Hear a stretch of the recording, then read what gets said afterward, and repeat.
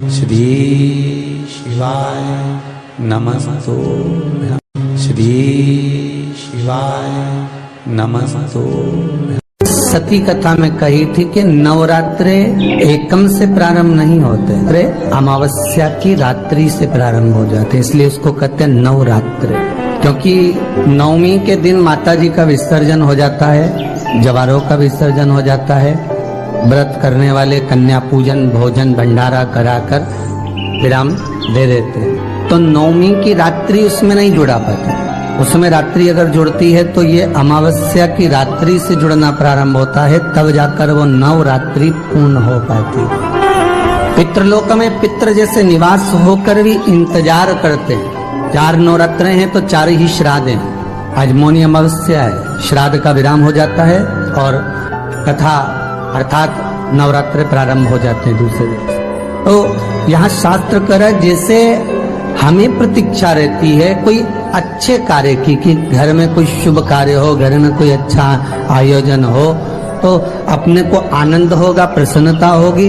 उसी तरह हमारे जो पूर्वज चले गए, जो पूर्वज चाहे वो अधोगति में गए हों, चाहे वो देवगति में गए हों, चाहे वो पितृलोक में निवास कर रहे हों, तो जितने भी पितृलोक में निवास करने वाले पूर्वज होते हैं वो भी ये विचार करते हैं कि हमारे घर के वंश द्वारा, हमारे वंशजों द्वारा कोई ऐसा सत्कर्म हो जिससे हमारे जीवन की वितृप्ति हो और हमें आनंद की अनुभूति हो। और ध्यान दीजिएगा महाराज, आपको चैत्री नवरात्रि का स्मरण होगा, आपको शरदी नवरात्रि का स्मरण होगा, पर जो आषाढ़ में और माघ में जो नवरात्रे पढ़ते हैं इसका एक आनंद ही दूसरा रहता है। बस इतना जरूर होता है कि दुनिया के लोग वो जो 2 नवरात्रे होते हैं उसमें कलश की स्थापना भी करते हैं, देवी का पूजन भी करते हैं, अर्चना भी करते हैं, मंदिरों में भीड़ भी रहती है और खूब प्रेम से माता का जगराता वगैरह सब होता है। पर ये जो नवरात्रे हैं 2 गुप्त नवरात्रे, इनका लोगों को स्मरण नहीं था। वो तो धीरे धीरे ये टीवी चैनल के माध्यम से कथाकारों ने, वक्ताओं ने स्मरण कराना जब चालू करा, धीरे धीरे बताना, मार्गदर्शन करना जब चालू करा, तब लोगों को ज्ञात होता गया कि कोई गुप्त नवरात्रा भी होता है, उसमें भी देवी की आराधना होती है। ये 4 नवरात्रे अलग अलग अवस्था के हैं, अलग अलग सुख के हैं और अलग अलग आनंद के। आपके घर में पितृदोष है, आपको ऐसा महसूस होता है, तो किसी भी नवरात्रि के पहले जो अमावस्या पड़ती है, जिस दिन अमावस्या रहे उस दिन चावल की कटोरी में एक कपूर का टुकड़ा रख दीजिए, छोटा सा, और कपूर का टुकड़ा रखकर उस कपूर को दरवाजे के बाहर कटोरी में ही, चावल रखी हुई कटोरी में ही उसको पितरों का स्मरण कर कर जला दीजिए। और जलाने के बाद उस चावल को कहीं भी किसी भी वृक्ष की छांव में पक्षियों के लिए डाल दीजिए। शिव महापुराण की कथा कहती है, अगर मान लो पितृ आपको कष्ट दे रहे हैं, पितृ आपको तकलीफ दे रहे हैं, कोई काम नहीं होने दे रहे हैं, या कहीं आपको ऐसा लगता है कि पितरों का दोष है, तो वो पितृ दोष देवी, अब ये जो आप करेंगे ये कब कर रहे हैं? अमावस्या के दिन आप उसको रख रहे हैं, अमावस्या के दिन उसको रखकर रात भर आपने रखा कपूर के साथ में, सुबह एकम पड़ गई, नवरात्रि लग गई, उसी दिन उसको जलाकर आपने पटक दिया। अर्थात उससे देवी और पितृ इन दोनों का आशीर्वाद जो प्राप्त होता है, तो घर में से पितृदोष समाप्त होकर लक्ष्मी की वृद्धि प्रारंभ हो जाती है, कार्य में सिद्धता आ जाती है।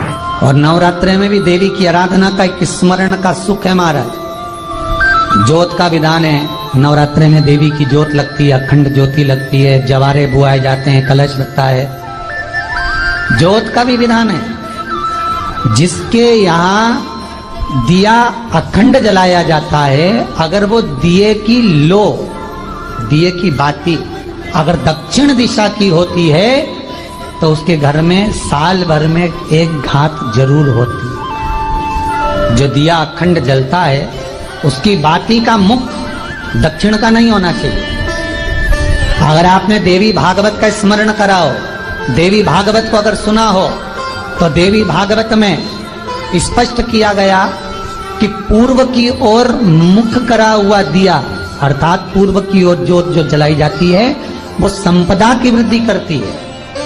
पश्चिम की ओर मुख कर कर जो ज्योत लगाई जाती है महाराज, वो बेभव को देती है, और उत्तर की ओर जो मुख कर कर ज्योत जलाई जाती है, उत्तर की ओर जो ज्योत का मुख रहता है वो आयु की वृद्धि करती है, घर में अकाल मौत को रोकती है। दक्षिण की ओर ज्योत ना लगाएं, अगर आपको लगाना है पूरब की लगाएं, पश्चिम की लगाएं या उत्तर की लगाएं।